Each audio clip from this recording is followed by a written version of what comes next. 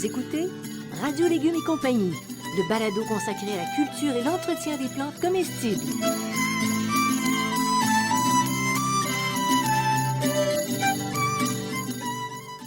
Laitue, basilic, plantation, poivron, bleuets, pollinisation, haricots, arrosage, fraises, insectes ravageurs et maladies, concombres. fertilisation. Radio Légumes et compagnie, le balado qui vous dit tout pour cultiver et entretenir simplement les plantes comestibles de façon naturelle.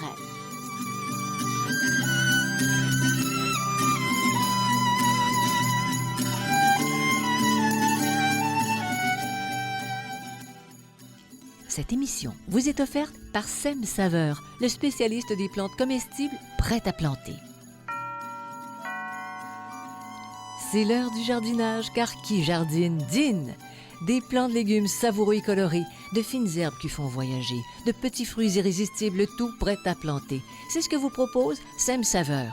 Consultez la page Facebook et le site web de Sem Saveur pour des astuces de jardinage et des idées de recettes. Sur un ton intimiste, bienvenue à toi, jardinier, bienvenue à toi, jardinière. Bonjour, Monsieur Bertrand, horticulteur, auteur et spécialisé en plantes comestibles. Bonjour, Madame Janine. Bonjour. On sort de drap blanc. Formel ce matin. Hey, notre sujet, moi, je pensais qu'on parlait des pommes, mais non, on parle des choux. Non. On n'est pas donc dans les pommes, on est dans les choux, mais les choux pommés. On va parler des choux pommés. On ne parlera pas des brocolis, ni des kales, ni des choux-fleurs. On va parler des choux pommés. Pommés. Et ça remonte à quelle époque, la culture des choux pommés? Oh, c'est très, très vieux, ça. On cultive des choux pommés depuis 4000 ans. Il faut dire que à l'origine, c'était le chou frisé, le fameux kale, qui est cultivé depuis très, très longtemps. Et le chou, lui, est originaire des côtes de l'Atlantique, de l'Angleterre à l'Espagne. Sur tout le long de l'Atlantique, on trouve des choux naturels encore aujourd'hui, là.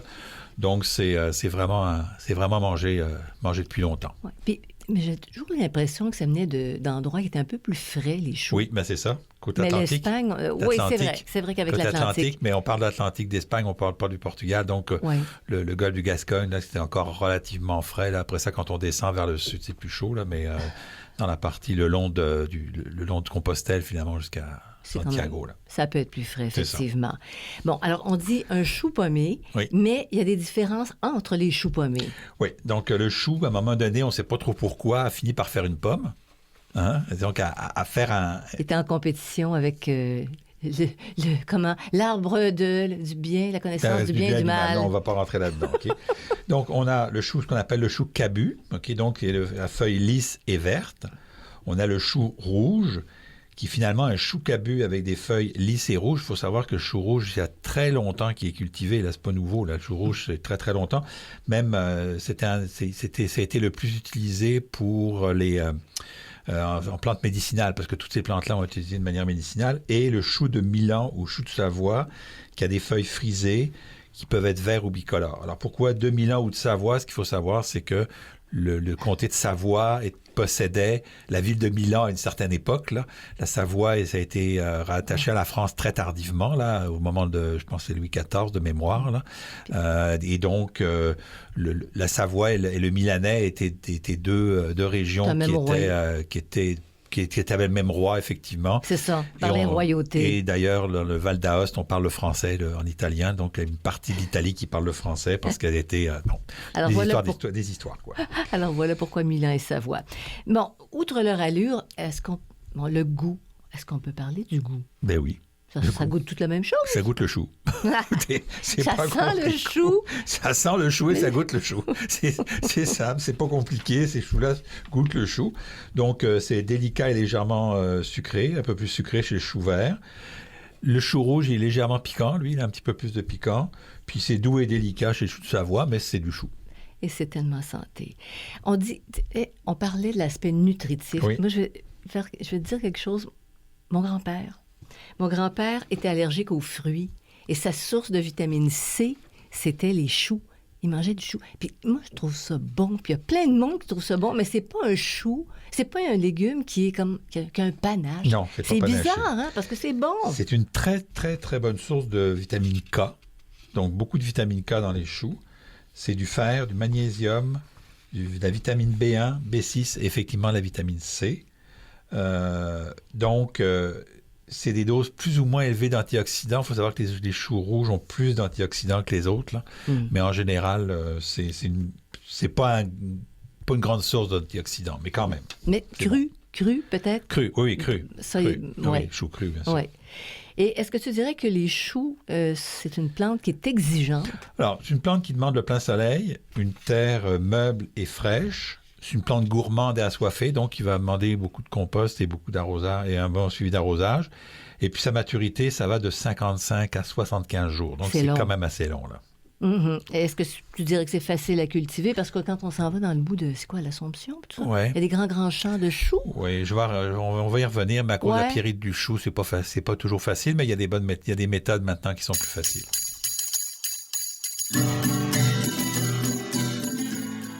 Vous écoutez Radio Légumes et compagnie, le balado consacré à la culture et l'entretien des plantes comestibles.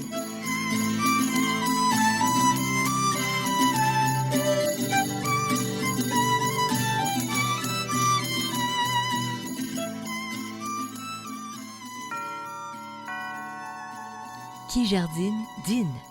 L'heure est au jardinage et au prêt à planter. C'est ce que vous propose Sème Saveur, une gamme de plantes cultivées pour vous par un producteur de plus de 35 ans d'expérience.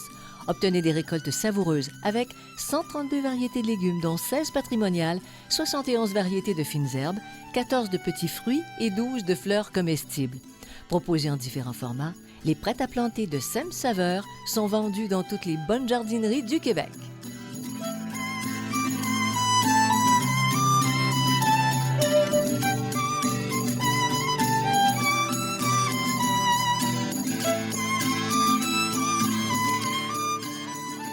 Vous écoutez Radio Légumes et compagnie, le balado consacré à la culture et l'entretien des plantes comestibles. Bon, alors, on va faire le b.a.-ba, OK? Quand et comment on sème les choux? Alors, savez-vous planter les choux? Il faut d'abord commencer par les semer. Donc, on peut les semer à l'intérieur vers la mi-mars, dans les régions les plus chaudes, et puis un petit peu plus tard dans les régions à hiver a été plus court, là, parce que sans ça, on ne pourra pas les sortir, ils vont être trop avancés. Donc, le semis à l'intérieur, une température du sol de 18 degrés, donc on n'a pas besoin vraiment de tapis chauffant. La levée est possible à partir de 10 degrés. Donc, on n'a pas besoin de semer, on sème normalement, sans problème, puis la levée se fait entre 5 et 10 jours. Donc, si au bout de 5 jours, c'est pas levé, soyez patient, ça peut prendre jusqu'à 10 jours. En général, le repiquage est assez inutile, surtout si on utilise l'alvéole, mais si on le fait un peu plus tôt, il va falloir penser à du repiquage. C'est-à-dire que tu leur donnes un petit peu plus d'espace dans un pot où il y a plus de terre, ou c'est ça, le repiquer. Oui, oui, c'est ça. Bon. OK, excuse-moi, j'avais un problème technique, mais il est réglé. Donc, le repiquage, possible si les plants sont trop gros. Le semi-direct au potager, je ne le conseille pas. Non. C'est plus compliqué. On peut le faire, par exemple, seulement à la fin du printemps pour une récolte automnale. OK? Donc, ça va, il n'y a pas de problème. OK. Alors, nous voilà situés pour quand et comment on les sème. Maintenant, pourquoi les semis? Il y a des semis qui lèvent difficilement au potager. Oui, mais c'est parce que ça n'est pas assez chaud. Un point, c'est tout. Oui, pour la première chose. L'autre possibilité, c'est que vos graines ne sont plus viables. La faculté germinative, elle est de 5 ans. C'est court. Oui, c'est assez court. C'est pas la plus courte, là, mais c'est assez court, c'est 5 ans. Donc, au bout de 5 ans, si ça lève moins, c'est normal, là. Mais donc, au potager, c'est pour ça qu'on conseille de le faire à l'intérieur, parce qu'au potager, il faut attendre que le sol soit bien chaud pour le faire, sans ça lève moins. Puis c'est long avant de voir si ça fonctionne ou non, puis tu as hypothéqué de l'espace. C'est ça. À ce moment-là, pour rien. Alors, quand et comment les planter? Alors, je vous déconseille avec le nez. Je vous déconseille avec le nez, hein, parce que vous plantez avec le nez comme dans la chanson. Donc, il est possible de les planter quand le sol est à 5 degrés Celsius. Okay? Donc, même s'il fait frais, il fait froid, on peut planter les choux, mais l'idéal, c'est au moins 12 degrés Celsius. Donc, il faut attendre que le sol ait au moins 12 degrés Celsius. On fait un bon apport de compost et on laisse environ 15 à 20 cm autour du plant.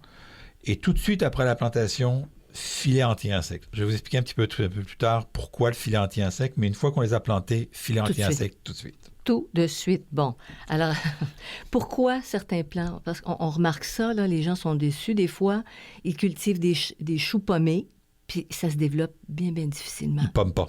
Ils pomment pas. Pourquoi ils pomment pas? C'est que le bourgeon central a été enterré au moment de la plantation. Si vous enterrez les feuilles du bas, Et puis ça peut empêcher la pomme de se former. Il faut que il y a une petite tige qui va se former. Il faut absolument que vous enterriez pas le bourgeon central, parce que le bourgeon central, il faut enterrer, la plante ne va pas donner de pommes. Donc, c'est la raison principale pour laquelle c'est pas pommé, c'est qu'il a été trop enfoncé au moment de la plantation. Ça ne pomme pas. Non, ça ne pomme pas. On va s'en souvenir de cela. Alors, c'est un conseil judicieux. C'est ça. Oui, parfait. Et puis maintenant, les choux cessent de grossir. C'est quoi cette affaire-là, non? Non, avant, je vais te parler des choux qui poussent en feuilles sans faire de pommes. Il y a une autre raison aussi, là. C'est qu'ils sont attaqués par les insectes, pierrides du chou, pucerons altise, qui vont détruire l'œil central puis qui empêchent le développement de la pomme. Donc, les insectes vont aussi poser des problèmes en termes de formation de pommes. Donc, comment on le plante, à quel niveau on le plante, puis les insectes sont à surveiller. C'est ça. Bon. Puis pourquoi tu le plantes, ça commence à se former, puis tout à coup, ça cesse de grossir. Ça, c'est la hernie des crucifères. Je vais vous en parler tout à l'heure aussi. La hernie. La hernie des crucifères. Ah, ça, c'est compliqué. OK. Alors, est-ce qu'on peut cultiver des choux pommés en association avec d'autres plantes? Oui. C'est une bonne idée? Oui. Ça peut repousser des insectes? Oui, aubergines, bettercarde, betterave, céleri rave, courge, courgette, melon, pastèque et tomates sont les bons alliés. Et chez Fines Herbes, l'aneth, le basilic vert, le cerfeuil, la mélisse et la menthe sont aussi des bons alliés. Okay. Donc, pas quand même. Mais il faut bien comprendre que dans le cas du chou, c'est pas uniquement les associations de plantes qui vont permettre de régler le problème, là. Ça va nous aider à régler le problème, mais ça ne va pas être la solution au problème. OK. Ça veut dire que ça n'exclut pas tes fameux filets, là. Absolument. Bon. Maintenant, la question, parce que c'est toujours ça, ceux qui ont des petits espaces et des galeries, des patios, cultiver en pot un chou, ça vaut la peine? Oui, on peut cultiver les choux en poux. Non, les choux en poux? Les pots en choux. Les choux en poux. Ah non, les pots. Les choux en pot, bon, je vais y arriver.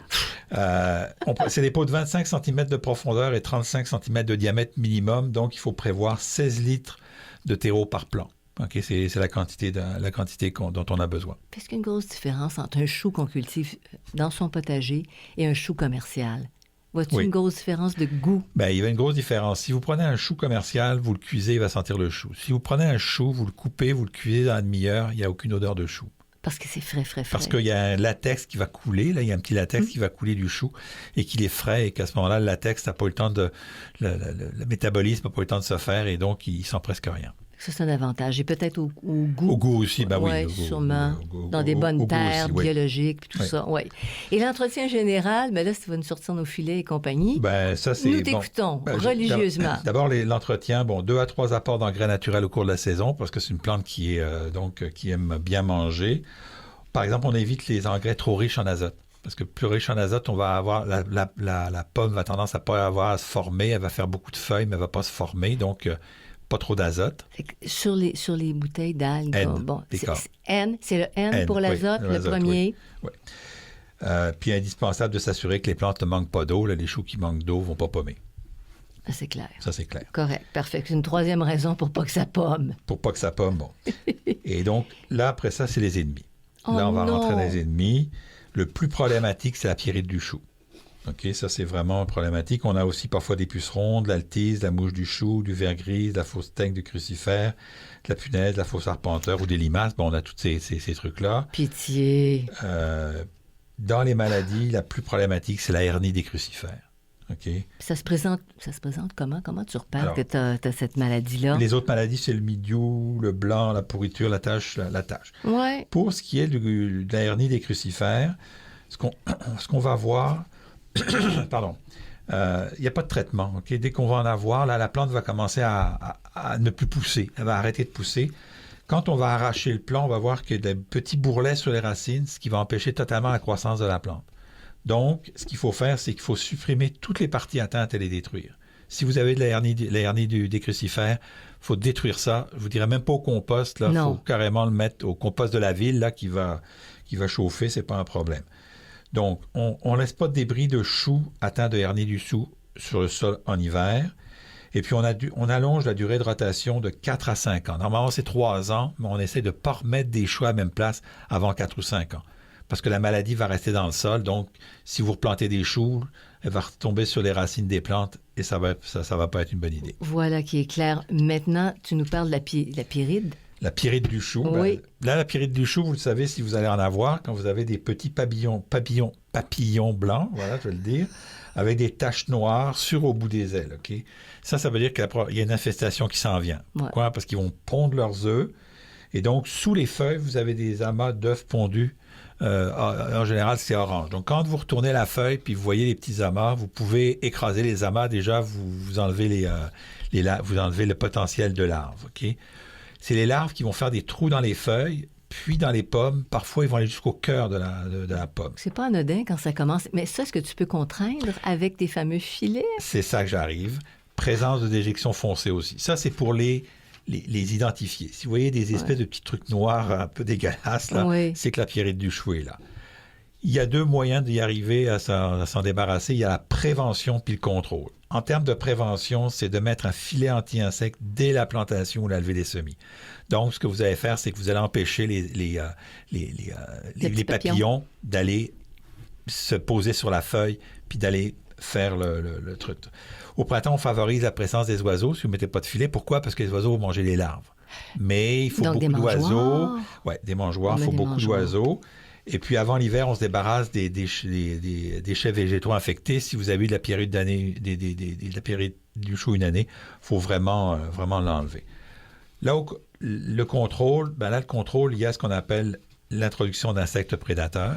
Donc, c'est de la culture biologique, on peut mettre des petites cartes avec des insectes qui vont venir manger les larves de pyrite du chou. Des petites cartes? Attends, c'est sur tes petites... Des petites cartes, oui, c'est sur mes petites cartes, là, des cricogrammes, ou je me souviens plus si c'est des cricogrammes exactement. Donc, pour les choux, on peut mettre ça. Oui. On en met dans la planche.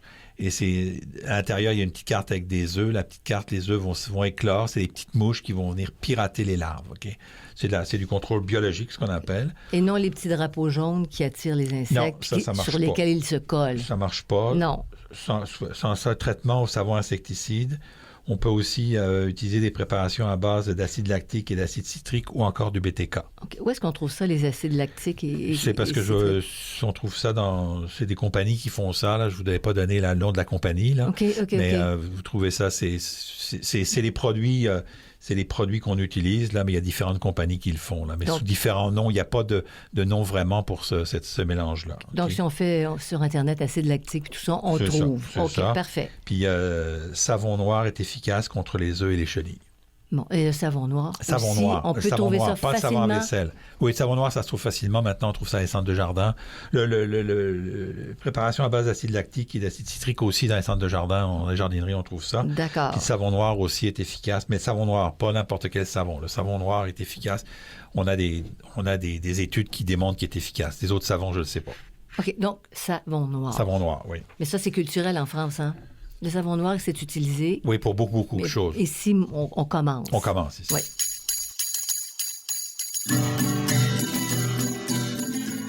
Vous écoutez Radio Légumes et compagnie, le balado consacré à la culture et l'entretien des plantes comestibles.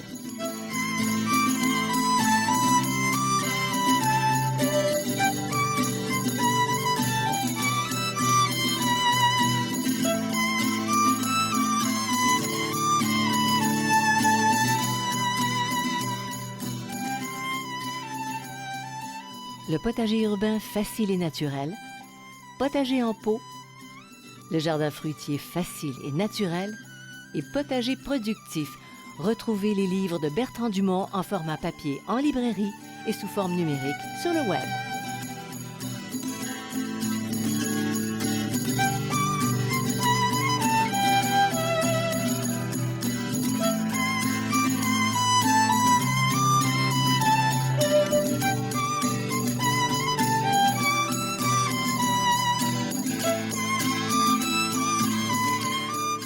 Vous écoutez Radio Légumes et compagnie, le balado consacré à la culture et l'entretien des plantes comestibles.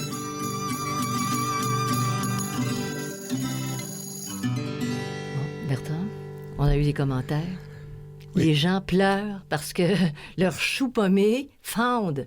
Bon, tout simplement, il faut commencer par sélectionner des variétés résistantes. Il y a des variétés qui vont fendre plus rapidement, puis d'autres moins rapidement.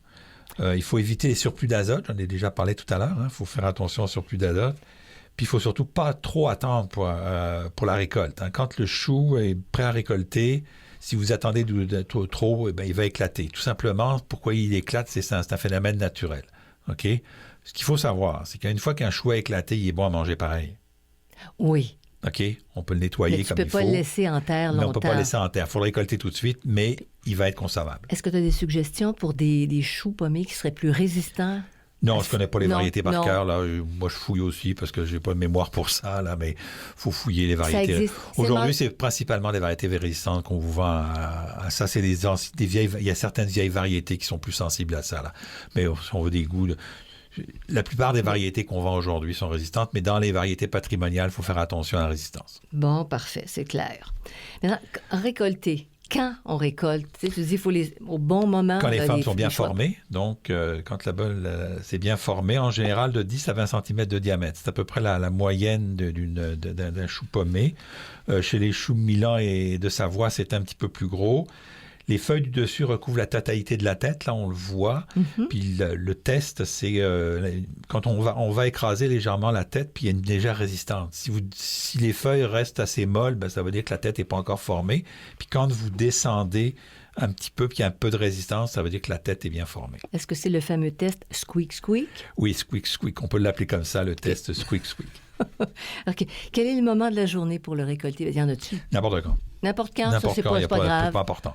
Idéalement le matin, là, parce que avec la fraîcheur, les feuilles vont rester plus fraîches, là. Mais si vous le faites la fin d'après-midi, c'est pas très grave. Et puis, il y a une distinction, j'aimerais ça que tu fasses une distinction entre les choux d'été et les choux d'hiver. Oui. Ben, les choux d'été, ils vont être récoltés assez tôt. OK, donc c'est les choux dont je parlais tout à l'heure, c'est les choux de 50-55 jours. Puis les choux d'hiver, c'est les choux de 75 jours. Ils sont beaucoup plus longs à récolter. Puis on va les récolter beaucoup plus vers l'automne, alors que l'autre, il y en a qu'on va récolter 55 jours, ça nous donne la fin de l'été, là, en août, septembre, alors que les autres, on va les récolter plus tard, en octobre, novembre. Et en général, les choux d'hiver, on va les garder plus longtemps. C'est ceux-là qu'on va conserver plus longtemps. Et c'est eux qui montent en plant beaucoup plus lentement. Oui, c'est ça. C'est ça. OK, parfait. Ça. Ils vont monter en graines, puis ils vont avoir tendance un peu à moins éclater, là. Mais ils sont très lents. C'est 75-80 jours, là. C'est très, très long à avoir. Alors ça, c'est un chou d'hiver. Oui, on peut être certain. Oui. OK. Alors, on les apprête comment, les choux? De mille et une façons. Hein? Ben, mille et une façons, cru, en salade, cuit, bouilli, braisé, poêlé, à la vapeur, au four. Là, il n'y a pas de limite. Donc, le chou d'été, lui, c'est 1 à 3 semaines au réfrigérateur. Et le chou d'hiver, lui, c'est une conservation beaucoup plus longue. Là, il n'y a pas de problème. Donc, ça se conserve très bien dans un endroit frais, le chou, mais ça peut être aussi congelé. Les choux peuvent être aussi congelés, mais ça se conserve bien.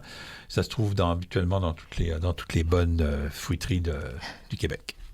Cher Bertrand, oui. Cher vous, c'est le temps de sortir du chant de cigogne pour aujourd'hui. Alors, on vous le chant de cigogne? Oui, le chant de cigogne, parce que les cigognes, ils allaient poser les bébés dans les choux. Non, attends, c'est les gars dans les choux et les filles dans les roses. C'est pas les bébés, là. C'est les gars dans les choux et les filles dans les roses. C'est pas vrai. Oui, je te jure, c'est vrai. Les garçons, c'était dans les choux. Et tu sais pourquoi est-ce qu'on avait pris cette image? Non. Parce qu'un chou, un chou, ça voit un beau chou, ben c'est assez large, hein? Donc, ça donne cette impression-là de... C'est comme un berceau. C'est comme un berceau, c'est ça, c'est comme un berceau. Là, donc, on mettait comme un berceau. Là, c'est drôle. Alors voilà, là, je viens d'en apprendre une. On va à la page radiolégumes.com si on veut des informations. On clique sur une petite case, puis on reste informé. Subscribe. Subscribe, parce que malheureusement, le truc est en anglais, mais j'ai demandé, mais on ne peut pas me le fournir en français. Et on reste informé ainsi des parutions, puis on peut écouter les balados parce qu'on en a toute une série. Là, vraiment, on commence à en avoir beaucoup. On est rendu à 37, 38, 39, je ne sais plus trop. 24 heures sur 24, 7 jours sur 7. À longueur d'année. Ça. Merci à Sem Saveur ainsi qu'à Xavier. Sem Saveur, c'est un nouveau commanditaire là, qu'on accueille avec grand plaisir.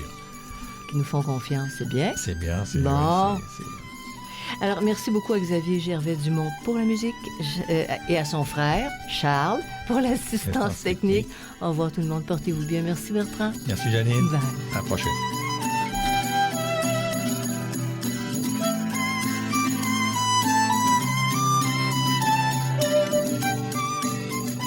Vous écoutez compagnie, le balado consacré à la culture et l'entretien des plantes comestibles.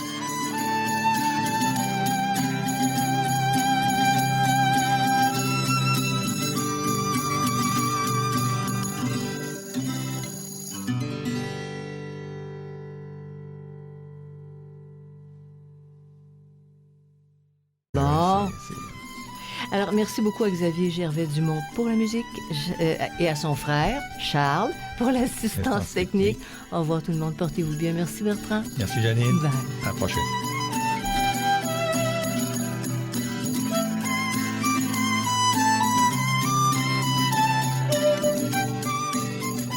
Vous écoutez Radio Légumes et compagnie, le balado consacré à la culture et l'entretien des plantes comestibles.